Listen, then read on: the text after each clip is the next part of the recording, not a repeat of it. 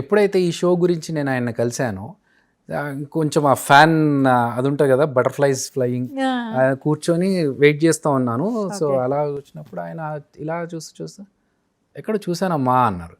Sir నేను జబర్దస్త్ చేస్తాను అభి అంటే, రైట్ అభి నువ్వు ఇక్కడ ఎందుకుంటావని నాకు డౌట్ వచ్చింది, అందుకే నేను అడిగాను.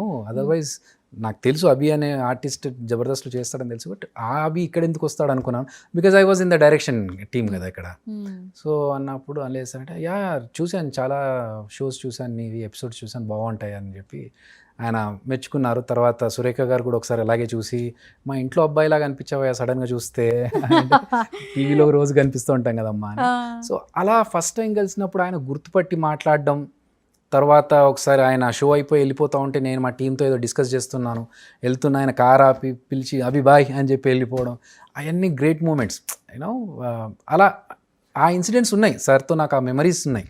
ఒకసారి ఒక గెస్ట్గా వచ్చారు ఒక ప్రోగ్రామ్కి, ఆ ప్రోగ్రామే వెళ్ళిపోతున్నారు, జనాలందరూ ఆయన వెంబడబడుతూ ఉన్నారు, వెళ్తూ సార్ నేను సార్ అభి అన్నాను.